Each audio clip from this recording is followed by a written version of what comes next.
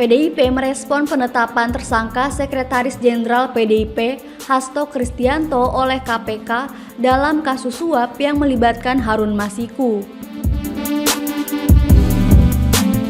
Ketua DPP PDIP Bidang Reformasi Sistem Hukum Nasional, Roni Talapesi, menyatakan status tersangka terhadap Hasto hanya membuktikan informasi lama yang menyebut Sekjen PDIP itu akan segera dijadikan tersangka. Roni menyebut pemanggilan Hasto ketika Hasto mengkritisi kontroversi di Mahkamah Konstitusi di tahun 2023. Roni menduga kasus tersebut merupakan teror terhadap Hasto. Ia menilai keseluruhan proses tersebut kental dengan aroma politisasi hukum dan kriminalisasi.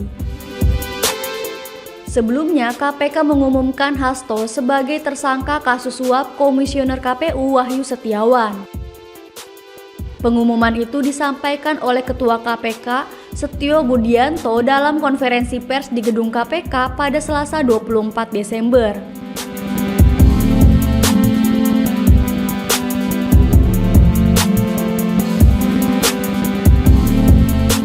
Setio mengatakan Hasto bersama Harun Masiku dan kawan-kawan memberi hadiah atau janji kepada Wahyu. Suap dari Harun Masiku itu diberikan agar Wahyu mengupayakan Harun menjadi anggota DPR RI lewat proses pergantian antar waktu.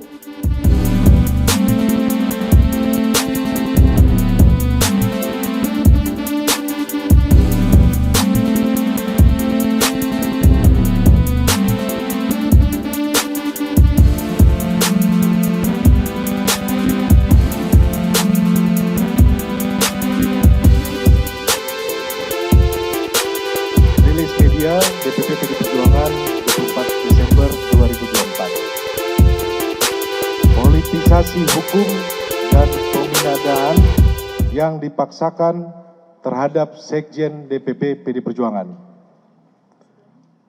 1. Status tersangka ini hanya membuktikan informasi yang beredar lama bahwa Sekjen DPP PD Perjuangan akan segera dijadikan tersangka.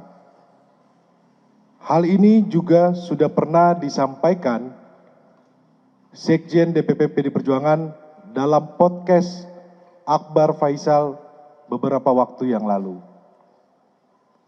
Kedua, kalau kita cermati lagi, pemanggilan Sekjen DPP PD Perjuangan ini dimulai ketika beliau bersuara kritis terkait kontroversi di Mahkamah Konstitusi tahun 2023 akhir. Kemudian sempat terhenti, lalu muncul lagi saat selesai pemilu, hilang lagi. Kami menduga memang kasus ini lebih terlihat seperti teror terhadap Sekjen DPP PDI Perjuangan. Dan keseluruhan proses ini sangat kental aroma politisasi hukum dan kriminalisasi. Beberapa indikasi yang dapat dilihat antara lain, pertama, adanya upaya pembentukan opini publik yang terus-menerus mengangkat isu Harun Masiku, baik melalui aksi-aksi demo di KPK maupun narasi sistematis di media sosial yang patut dicurigai dimobilisasi oleh pihak-pihak tertentu yang berkepentingan. Kedua, adanya upaya pembunuhan karakter terhadap Sekjen DPP PD Perjuangan melalui framing dan narasi yang menyerang pribadi. Ketiga, pembocoran surat pemberitahuan dimulainya penyidikan atau SPDP yang bersifat rahasia kepada media massa publik sebelum surat tersebut diterima yang bersangkutan. Kami menduga ini adalah upaya cipta kondisi untuk mendapatkan simpati publik. Semua dapat dilihat dan dinilai oleh publik. Ketiga, kasus suap Harun Masiku telah bersifat ingkrah atau disebut berkekuatan hukum tetap, dan para terdakwa bahkan sudah menyelesaikan masa hukuman. Seluruh proses persidangan mulai dari pengadilan tipikor hingga kasasi tidak ada satupun bukti yang mengkaitkan Sekjen DPP PD Perjuangan dengan kasus suap Wahyu Setiawan. Keempat, kami menduga adanya upaya pemidanaan yang dipaksakan, kriminalisasi, mengingat KPK tidak menyebutkan adanya bukti-bukti baru dari pemeriksaan lanjutan yang dilakukan sepanjang 2024. 5. Dugaan kami pengenaan pasal obstruction of justice hukum saja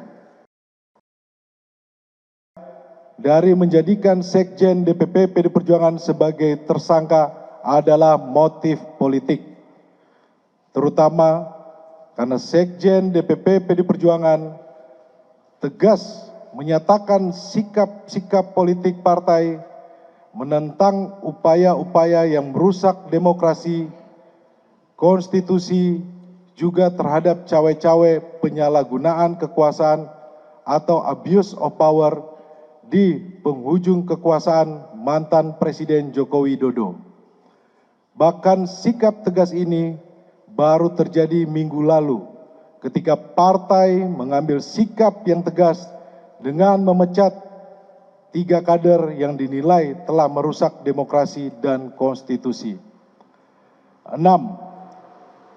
Politisasi hukum terhadap Sekjen DPP PD Perjuangan ini juga diperparah dengan bocornya SPDP kepada media massa yang seharusnya bersifat rahasia, yang harusnya hanya diberikan kepada pihak terkait.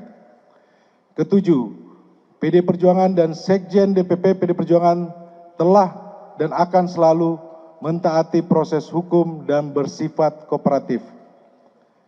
Kedelapan, PDI Perjuangan lahir dari cita-cita besar membawa Republik ini berjalan di atas rel demokrasi dengan prinsip negara hukum yang adil dan transparan. Yang terjadi saat ini adalah politisasi hukum.